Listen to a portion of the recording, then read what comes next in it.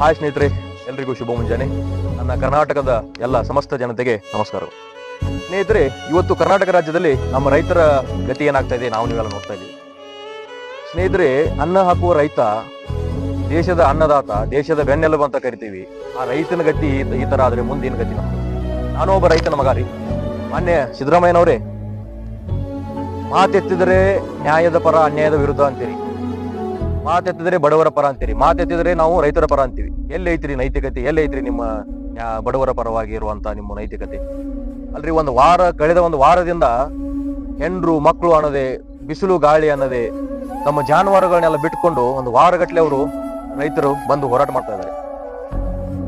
ಸ್ನೇಹಿತರೆ, ಇವತ್ತು ಕಬ್ಬು ಬೆಳೆಗೆ 3,200 ಕೊಡ್ತೇವೆ ಅಂತ DC ಅವ್ರು ಏನೋ ಮನೆ ಆಶ್ವಾಸನೆ ಕೊಟ್ಟಾರಂತ ನಿನ್ನಿಲ್ಲ ಮಣ್ಣಿನ ದಿನ. ಇವ್ರು ನಮ್ಮ ಬೇಡಿಕೆ ಏನೈತಿ 3,500 ಕೊಡ್ರಿ ಅಂತ ಐತಿ. 3,500 300 ರೂಪಾಯಿ ಡಿಫ್ರೆನ್ಸ್ ಐತ್ರಿ. ಅಷ್ಟು ಕೊಡಕ್ ಆಗತ್ತಿಲ್ಲ ನಿಮ್ಗೆ. ಈ ಎಲ್ಲಾ ಭಾಗ್ಯಗಳು ಕೊಡತ್ತೀರಿ, ಫ್ರೀ ಭಾಗ್ಯ ಕೊಡತ್ತೀರಿ, ಅದನ್ನ ಯೋಜನೆ ಇವೆಲ್ಲ ಕೊಡತ್ತೀರಿ.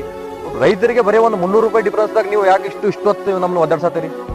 ನೋಡ್ರಿ, ನಾವೇನ ನಿಮ್ಮ ಹತ್ರ ಭಿಕ್ಷೆ ಕೇಳತ್ತಿಲ್ಲ. ನಾವು ಬೆಳೆದಂತ ಕಬ್ಬಿಗೆ ಒಂದು ನಿಗದಿತ ರೇಟ್ ಅನ್ನ ನಾವು ಬೇಡತಕ್ಕಂತ 3,500 ರೂಪಾಯಿ ನಮ್ಗೆ ಬೆಲೆ ಕೊಡ್ರಿ ಅಂತ ಕೇಳತ್ತೀವಿ. ಇನ್ನು ಹೊರತಾಗಿ ನಾವೇನ್ ನಿಮ್ಮ ಹತ್ರ ಬಂದು ಭಿಕ್ಷೆ ಕೇಳತ್ತಿಲ್ಲ. ಯಾಕಂದ್ರೆ ನಮ್ಮ ಹಕ್ಕ್ರಿ ಇದು. ನಾವು ಬೆಳೆದ ಬೆಳೆಗೆ 3,500 ಕೊಡೋದೇನು ಬಹಳ ದೊಡ್ಡ ಮಾತಲ್ಲ. ಸ್ನೇಹಿತರೆ, ಇವತ್ತು ನಾನೊಬ್ಬ ರೈತನ ಮಗ. ಒಂದು ವಿಡಿಯೋ ಹಾಕ್ತೀನಿ, ನೋಡ್ಕೊಂಬರ್ರಿ.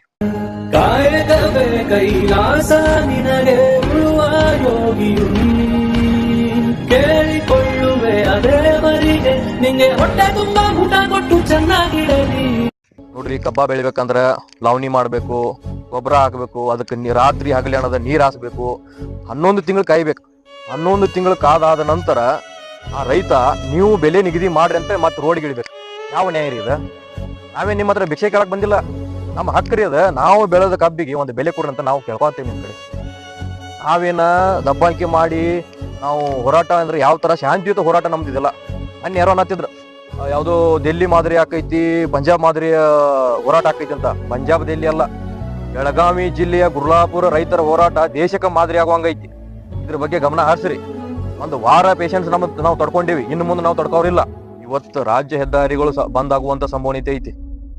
ನಮ್ಮ ರೈತರ ಹೋರಾಟದಿಂದ ಆಗುವಂತ ಪ್ರತಿಯೊಂದು ಪರಿಣಾಮಕ್ಕೆ ಸರ್ಕಾರವೇ ಜವಾಬ್ದಾರ ಆಗುತ್ತೈತೆ ಅಂತ ನಾನು ಖಂಡಿತವಾಗಿ ಹೇಳ್ತೇನೆ.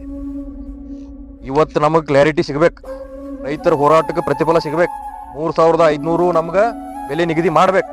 ನೋಡ್ರಿ, ಬಸವನವರ ವಚನದಂತೆ ಕಾಯಕವೇ ಕೈಲಾಸದಿಂದ ರೈತರು ಭಕ್ತಿಯಿಂದ ಕಬ್ಬ ಬೆಳೆದಾರ. ಕಾಯಕವೇ ಕೈಲಾಸ ಅಂತ ದಿನನಿತ್ಯ ಅವರು ಭಕ್ತಿಯಿಂದ ನೀರ್ ಹಾಸೋದು ಅದನ್ನೆಲ್ಲ ಮಾಡಿ ಇವತ್ತು ಬೆಳೆ ತಂದ 11 ತಿಂಗಳ ಕಾದಾರ.